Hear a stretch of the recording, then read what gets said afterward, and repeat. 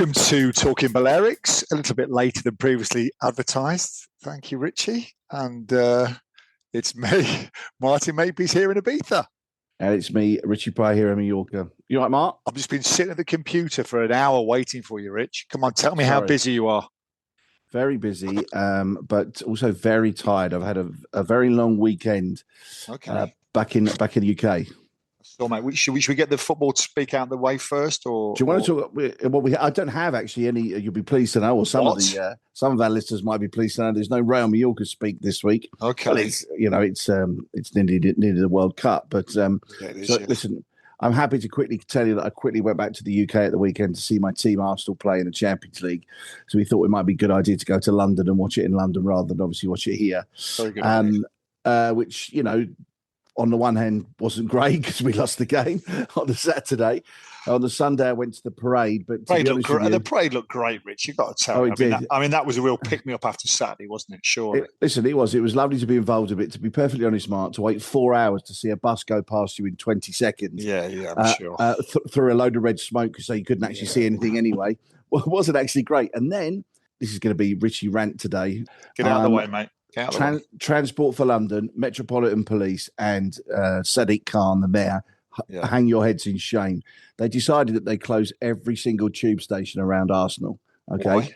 Well, so nobody could get home, basically. It's bizarre, isn't it, Rich? It really is. I just couldn't understand it, Mark. To be honest with you, we walked. Listen, I'm not lying. I'm not whatever liar. We walked from Finsbury Park to the Arsenal tube station to Highbury and Islington to the Angel. To King's Cross to try and find a tube station open, and every single tube was shut until the crowd pressure on the police and the TfL staff at King's Cross made them open the gate because it was just dark. Something, Rich, it's beyond stupidity, really. You've got 1 million people on the street. They need transporting somewhere, don't they? So forget that. The Richie rank. Congratulations to Arsenal on a great Premier League championship. Shame about Saturday night.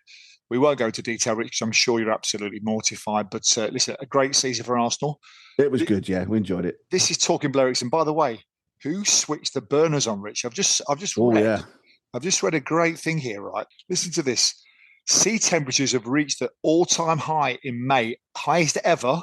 And the highest was on the Mahon buoy, which reached 26.58 degrees Celsius. That's water temperature, by the way. That's not even air temperature. Also, the Dragonera buoy recorded 26 degrees, 26.2 to be. And I didn't know where Dragonera was, but it's off the coast of Andrax, I believe, isn't it? It is. Perhaps you want to explain that when you talk about the Mahon buoy and the Dragonera buoy, you're not talking about some kid in the middle of somewhere. No, I'm talking this is boating. This is boating speak. Obviously, the AMET, which is the Balearic weather people, they have a buoy. They have temperature on a buoy, which is like the floaty thing in the sea. The buoy, the floating thing. There you go. Floaty thing. There you go. It's almost as good as your paint place, isn't it? The floaty thing. Nobody wants a floaty thing in the sea, do they? It's a floater. It's a floater. So they record the temperature and it's the highest ever, which, I mean, I've never known it to be this hot and humid I know it's June now, but it was last week, it was May. I mean, we're going to have a crazy summer, aren't we? Yeah, we are. I think so. Yeah, I think you're right, Mark. And listen, to be honest with you, London wasn't much better. London was just bad. So can't escape it. We've gone from a really cold winter to a really hot summer, hasn't it? So anyway, Rich, Talking BALEARICS, me and Richie here on our weekly podcast talking about the Balearic Islands. Please like, comment, and subscribe. We'd really appreciate it. Thanks for all your feedback as always. Richie, what have you got for me this week, please, buddy? A ban on unruly flyers, Mark. Okay, and that doesn't mean people that are giving out leaflets on the street. No. This is could be a blanket ban for anybody causing trouble in the skies. So we'll talk about that. I also have a story about TripAdvisor, actually, which is quite an interesting story. Yep. I thought I'd pass on to you as well. Europe's best beaches have been named by... It's a magazine, actually. I'm not quite sure. Let me check when I do. You've been reading Condé Nast again, Rich. You know, no, not Condé Nast. No, I didn't read Condé Nast because I can't pronounce their name. So I've moved on from Condé Nast to something else. And actually, I've just read my notes. I do have a little bit of Real Mallorca talk. Okay. Actually. Oh God. Right. So there you go. No, I know you have. You can't get away from it. So no, not at all. Okay, Rich, thanks for that. I've got hotel bookings, a bit of news on peak season, which is, in the BALEARICS, peak season is very important. So I've got a bit of news on that. Got some cultural news as well. Got a couple of festivals this week, which I'm going to go into, which I think is always nice. Also got, the vehicle limits that we talk about, a bit of an update because there's a bit of a standoff going on, which doesn't surprise me because, as we've mentioned before, I don't think anyone knows what's going on with it, Rich, to be fair. And I just think it's up in the air. So, people have started throwing mud at each other. So I'm going to go into a bit of detail on that.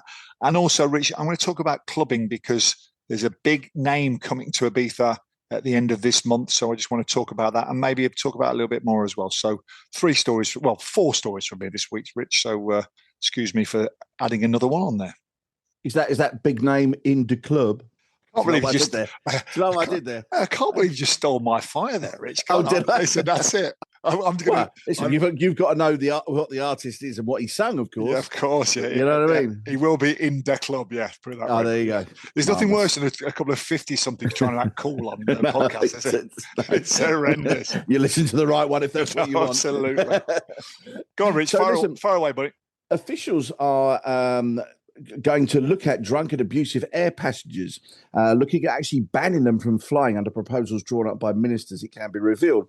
They are looking at, basically, if anybody was causing trouble on a flight, what happens is, obviously, they can get banned by the said airline, but then they can go and choose and fly with somebody else. And what they're planning to do is put up a blacklist of people who actually cause trouble on a Ryanair flight or an EasyJet flight and give them a blanket ban on any flight in the future, basically meaning that they can't go anywhere. I think it's a fantastic idea. And to be honest with you, because I know you've mentioned this quite a few times, Mark, there's going to have to be a tragedy before anything actually does happen. And there will be. Mark, I hate to be the prophet of doom, but there will be a tragedy one of these days. I've seen how those flights are. But listen, I'm going to have a Marty rant in a very short time, but let's have a little, about this. But go on, mate, far away. Well, I don't know if you remember back from your tour operating days, Mark, but there used to be, and I know it existed because I was actually shown it once. There used to be a blacklist of people who were constant complainers, people that would book a holiday, complain, and then would get their money back or part of their money back. And there used to be a blacklist of names, and that name was also shared amongst tour operators. And if that person was on that list, the company would fight it tooth and nail to not have to give them any return. So it's not something that's new. And I think, if you listen, it's a dangerous thing, isn't it? We to be unruly on an aeroplane, not only endangering your own life, but you're endangering the life of every single other passenger on that plane as well. Do you know what I mean? So I don't think it could be tolerated. And I agree. I just think, probably they need to look at themselves as well, the airlines, selling alcohol, etc. And then that might have to go back to the airport selling alcohol as well. I think, it's fueling, which is probably not the right word, but you know what I mean? It's fueling unruly behaviour. And particularly on, I know, listen, you've been probably on many Ibiza flights thinking, God, it's going to kick off here. I've been on a few Mallorca flights as well, to be honest with you, the same ilk, and it's not a great thing. No, it's terrible, Rich, and it's one of my absolute pet hates. I did see this story, Rich, and it's a good idea because if Mr. Smith or Mrs. Smith or Miss Smith wants to start causing trouble, then great, but just ban them. Just don't let them fly with anybody because we can't tolerate this behaviour. And I've said it before, something will happen one of these days, Rich. I've been on these flights, and the 5 o'clock Manchester or Gatwick flight from the UK to Ibiza is absolutely. It's petrifying, Rich. It really is. I'm not a great flyer anyway, so I tend to kind of put my headphones on and just stay out of it. But it's horrendous, mate. It really is. And something's going to happen. So listen, I'm absolutely all for this. And it's time we name and shame them. It's all right, I'm saying, we were a bit drunk. I'm with you, Rich. I think Michael O'Leary called for it a few weeks ago, didn't he? Saying, he did. And I remember people pushing back, but I'm all for dry airports. I really am, mate. If you can't wait 3 hours until you get to your actual destination, then you've got a problem. No, totally. Listen, you wouldn't do it. You wouldn't do it if you were driving. Do you know what I mean? Also, no. At least one of you were driving. Do you know what I mean? This could probably go back to you 2 50-year-olds being miserable. No. This is safe. This is safety. To paramount safety. It's unbelievable. And I couldn't think of anything worse being stuck in the sky with a load of idiots who were kicking off on a plane. Couldn't think of anything worse at all. Well, it's a confined space, Rich. This is the problem, isn't it? You know, you can't get away from anywhere. And I do sometimes feel the staff on board are overwhelmed by it. And I know that I know quite a few cabin crew, and they say they dread their rota. They like 5 o'clock from Manchester or 5 o'clock from Gatwick on a Friday to Ibiza or Mallorca, or Alicante's bad as well, I believe as well. So you know the hot spots, Rich. I mean, we're a victim of our own success. You never want to take that magic away from the island, because you want them to feel that excitement of coming to the islands, of course, right? But you've got to be careful you've got to be careful on the flights. And I was on a flight a couple of weeks ago from Birmingham, I think it was, on a Sunday afternoon. There was a couple of guys who were playing music really loud on their like his little speaker. And the cabin crew asked them many times, and they wouldn't turn it down, Rich. It was bizarre. But listen, it's one of my pet hates, Rich, and I write about it regularly, and we've really got to clamp down on it, and I'm all for that as well. When you fly on these flights, obviously coming to the islands, you're going to be flying peak season, and there's some peak season news this week. See what I did there, Rich, with a segue, just to very good. Yeah, no, listen, it was a nice one, wasn't it? You know, just a little segue there. Just a little report out this week. You know, I always scan the broadsheets in Ibiza and just look for some news, and I think it's difficult to underestimate how important the peak season is to us, isn't it, Rich? Because when you run a business in Ibiza or Mallorca or Menorca, you can turn your business around in 6 weeks, and the 6 weeks of that is the peak weeks, which is, I would say, probably middle of July till late August, isn't it, Rich, as well? So August bookings are reportedly coming slower than expected, which is a bit of a surprise, really. Now, it's significant because August is normally Ibiza's golden month. Hotels usually don't need to work too hard to fill the rooms at that time of year. Let's face it, Ibiza's not cheap, and this might have something to do with it. So I know I've probably sent you the report before, but the average hotel room in July for Ibiza is €279 per night. That's a room for 2 people. So you're looking at €140 per person per night. And that goes up to €312 per night in August. Now, it's incredible, Rich. Can you remember back in the day when we were contracting for tour operators, and it used to be 1,000 pesetas a night, and that was expensive, wasn't it? Which is like €6 a night, wasn't it, back in the day? So now the average night in Ibiza is €312 a night in August, which is incredible, really. So, but listen, we're not panicking, Rich. Demand still exists, but consumers are just becoming a bit more cautious, more selective, and a bit more last minute as well, Rich. I don't know what you're getting on in Mallorca, but it's becoming a bit of a last minute market. I think they will come, Rich. The clients will come, but they will come a little bit later as well. So, but the bigger debate for Ibiza is whether this is simply a new booking trend or whether it's the island premium pricing model, which is starting to put people off a little bit as well, because when August slows down in Ibiza, people pay attention. I think that's why it's come to light. So be interested to see what happens in the end. I think we will come through, Rich, but at the moment, as I said, we're not panicking Ibiza, but it's just a little bit of just need to nod to realise that maybe bookings aren't going as well as we expected. And you might well find, Mark, of course, if the price is that high in August, that even by dropping their prices by 10%, they're still making a very good profit margin anyway, really, aren't they, when you think about it? So let's see, because I think you're right. I think it will come. It's just a matter of, well, they just need a few dodgy weather days in the UK, because obviously this weekend and the last weekend they've had some great weather. Do you know what I mean? Just need a few rainy days, and then I think attitudes might change, and people, as we talked about last week, wasn't it? You know, it's 34 degrees, but where am I going to go in the middle of Birmingham? I'm not going to go to Café Del Mar, am I? No. So that's sometimes the little key to the booking of the flight or whatever. Exactly that. Talking of bookings and everything else, I don't know if I caught this story. It was by a guy called Steve Endicott. You know Steve, I know Steve back from the sort of tour operating days, and he was one of the sort of forerunners of online travel agents, and he's a bit of a pioneer. Steve, he's actually, he was Air Tours, wasn't he? He was Air Tours. He was Inspirations. He was around a lot, so he's quite a pioneer. Steve is well, done very well for himself. I think he's retired. Isn't he going to politics these days as well? So he's very much into his AI as well. He's in his AI, yeah, exactly. Which is one of the reasons that it seems that TripAdvisor has been declining over the last few years with the advent of AI and people searching. It seems that people aren't actually posting views and everything on TripAdvisor, which is where people, years ago, that's where they used to go, oh yeah, I want to go to this hotel. Oh, go and check it out on TripAdvisor, see what it's like, look at the views and everything. I'll be honest with you, I never use TripAdvisor because I just feel that it's just an opportunity for people to could slag something off because they didn't like it for some particular reason, and it's not an actual true view of what you can see.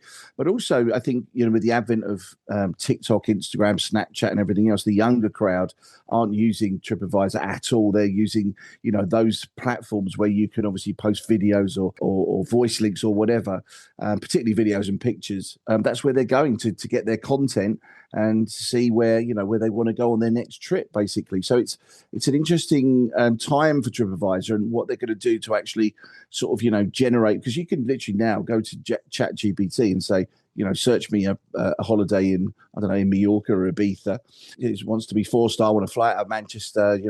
I want to book some excursions, and it would just give you a whole list of things there and then. That's what that's what he's doing. And it could also mean trouble for. I don't know so much about sort of tour operating as a general. Like I'm talking about people like Jet2 or TUI, for instance, because they're sort of they have a wide range of products to offer to people. But maybe the online travel agents, people like on the beach and love holidays, those sort of people could be in a little trouble in the future. But let's see. I mean, obviously we've come a long way since. I mean, when we were repping, I remember, blimey, there was about, I can't remember, it's probably over 50 tour operators used to come to Mallorca. I used to know a girl who did 10 minutes she was in an hour in the same hotel. She did 10 minutes in an Intersun uniform, went to the toilet, changed into a Lancaster uniform, 10 minutes, and then came back out again in a global uniform, 10 minutes, and then she was in another, which was a sailing company. Within an hour, she got 5 companies done, and then left the hotel to do the next hotel. Do you know what I mean? It was madness. I mean, if you look at that business model, Rich, I mean, it feels old. I've got to say, good point on TripAdvisor, Rich. I've probably not thought about this, but all of a sudden, TripAdvisor feels like Facebook. Now, we all know that Facebook, for the older crowd, exactly.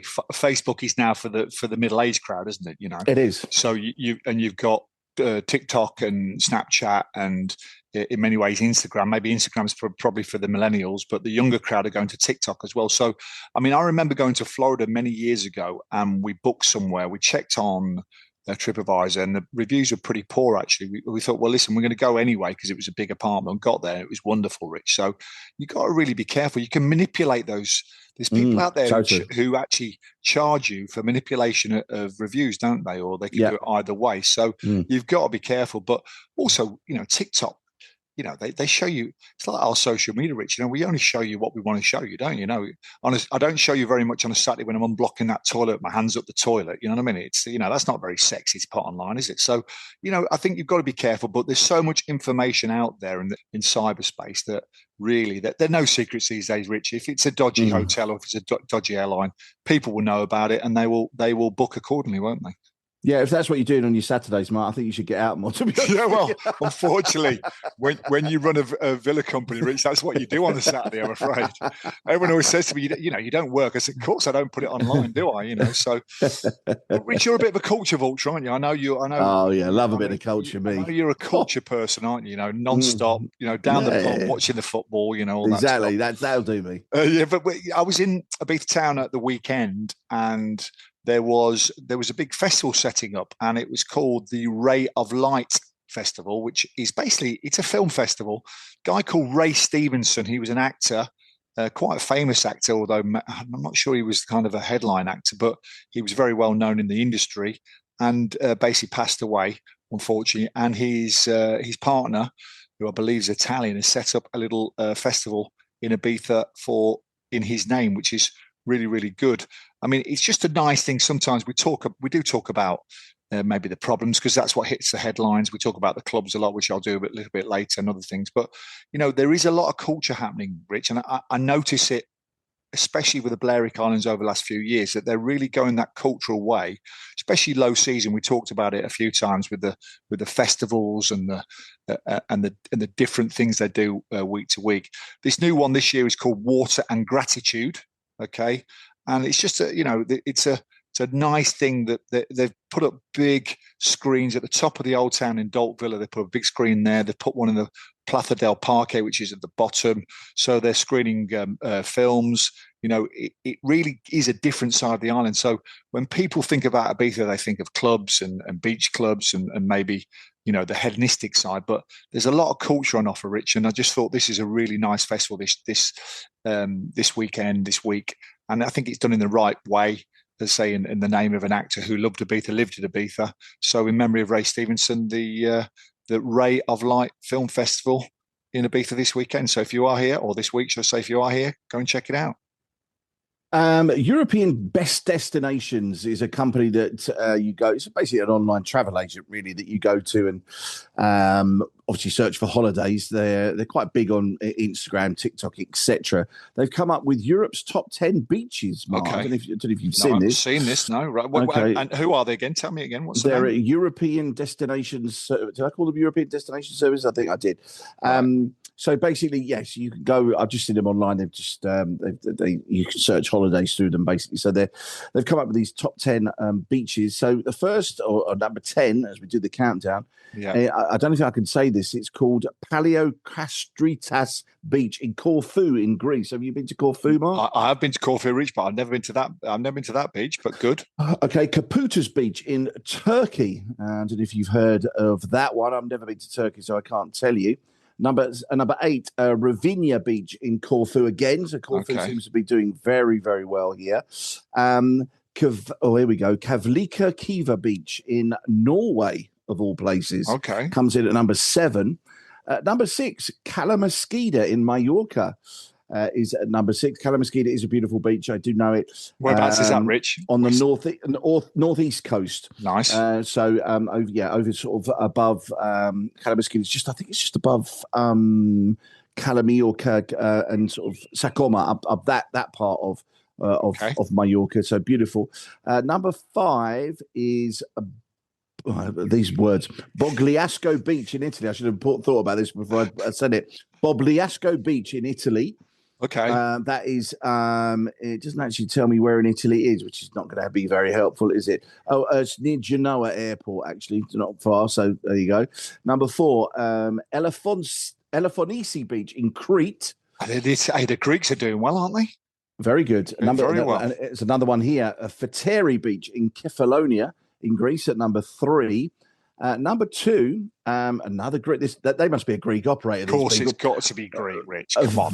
Vatumi Beach in Antipaxos in Greece. Yeah, I've been to that one. And the top beach, according to this company, as I say once again, are called European Best Destinations, is the Monte Clérigo, the Sunset Beach, as it's called, in the Algarve in Portugal.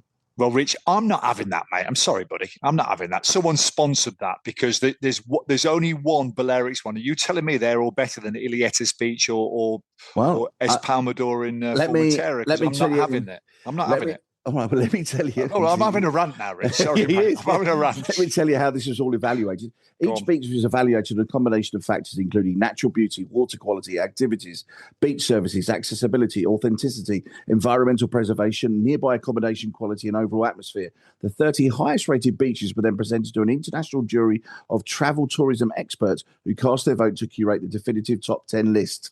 There you go. It's very subjective, that, Rich. I'm spelling a little bit of BS there, I'm afraid. But at least the Balearics was at least we got one in there. You got one in there as well. A beach I've never heard of or never been to as well. So. Calamasquita, very nice. Right, no, listen, we'll put that on the list there. But listen, I'm feeling it might be a Greek tour operator that sponsored that one, Rich. I'm afraid. I think so too, Mike. It's a bit like those travel awards that I always see online. You've seen those travel awards where they must have 20 of them a year, don't they? They're all nonsense, aren't they? Where whoever sponsors the award probably gets the next award, doesn't it? So it's listen, I'm all for a jolly up, mate, but come on, let's get some sense in there as well. Talking of beaches, difficult over here to park near a beach these days, Rich, because it's peak season. We're coming into peak season, and obviously the car debate just goes on and on in Ibiza. Now, we've talked about it many times on the Talking Balearics podcast, should I say, and there's a bit of a standoff, Rich, between BALEARICS. Have you ever BALEARICS? The Balearic Rental Car Association, because obviously the big losers in all of this car limitation in Ibiza is going to be the car hire companies, because before they just bought as many cars as they wanted, and the island got jam packed. But now we've got this 17,688 vehicles per day, okay, and with approximately 14,000 authorized rental cars. Yeah. So what they're saying that basically the rollout, basically Balaval has come on and say the rollout has been confusing, and the new limits are designed to obviously reduce the numbers, but they haven't had any information about quotas, about planning. I mean, we knew this was going to happen, Rich, didn't we? I mean, who's got the calculator on the way in here? I mean, it's just bizarre what they're doing, and then they really need to get a handle of it, because as usual, I think it's a great idea in principle, but they really need to enforce it now. So it's a bit like no caravans on the island. It's great, but you need someone turning them back, or or turning or finding them as they come onto the island. So you really need to enforce these laws. And I think the Balearics, we're very good at coming up with these laws, Rich, aren't we? But we're not very good at following through with them. So there's a real standoff about it. The car hire companies aren't happy, which they were never going to be, Rich, because you're taking away their livelihoods. But listen, so be it. I'd rather go on the side of the environment than the car hire companies. And basically, they're just saying that they haven't got a clue what's going on. And let's face it, I don't think anybody's got a clue what's going on, Rich. So, let's see how the summer pans out. I think we talked about this last year. We didn't really know how it was going to sort of pan out last year. No. We don't really seem to be any much the wiser, do we, Mark? No, to be perfectly honest. But this is going to happen in Mallorca, Rich. Trust me, because it's happened in Formentera. I did see somebody talking about it over the last couple of days. To be perfectly honest, a vehicle, the same thing, a limit on the number of vehicles, but. How are you going to do that? I think this is the problem. It's a great idea, but the enforcement is where it comes into it. And listen, you've got 1 million people on that island, Rich. We've got 150,000. So 1 million people. I bet it's more than 1 million cars on that island, isn't there? Got to be more than 1 million cars. Well, majority of people out there, and I'm one of them, has got more than one car. So, yeah. So I mean, it's one of those things where I just think we need to get a handle of it. And there's a bit of a Mexican standoff, Rich. Let's just put it that way. Well, I have got a little bit around Mallorca talk, Mark. You said that you were going to. Is it about the manager? It is about the manager, yeah. Martin Di Michaelis, who is a former player at Manchester City, if you didn't know, has signed his contract till 2028. So he renewed his contract, which I think is a good move from Mallorca's point of view. They had a good season rest of the season when Martin, although people might say, well, he took him down. Wasn't really his fault. It was what had happened before that took them down. He got the team playing quite good football in the end, to be perfectly honest. Players that are staying and going, I heard that Sergi Darder has re-signed, taking a 50% cut in his wages, but has re-signed. He's from Mallorca, Darder, so I think that's a good move. I've heard along the grapevine that Mojica, the left-back, is moving. He's probably going back to Brazil. I think, whether that's before or after the World Cup, I'll wait and see. And the big one, which is Muriqi, apparently the agent is talking to the club about a move, possibly to Fenerbahce. That's one of the teams that would mentioned. That would make sense, wouldn't it? Yeah, because he's obviously chasing the money, isn't he? And the Fenerbahce will pay him what he wants. Well, he's I didn't realise he's 32 now, Mark, so he's not exactly a spring chicken anymore. Yeah. He was, second top scorer. It's his last contract, Rich, probably. So last but one anyway. So you don't blame him, Rich. If you're second in the Pichichi, then you deserve a good move, don't you? No, exactly. There's one left field move that could happen for him, which I think you might be interested to hear about. Go on. Barcelona apparently have been looking at him to replace Lewandowski. Because obviously Lewandowski, yes. Well, I think he'll be a bench player for Barcelona, but I can't see him playing very much. Yeah, I mean, it would make. I mean, everyone needs a big target man up front, Rich, don't they? Come on, on his head, son. Up to Crouchy. Well, there you go. Well, listen, don't forget you've got just paid 70 million for Anthony Gordon as well in Barcelona, which was very bizarre. No one saw that coming, did they?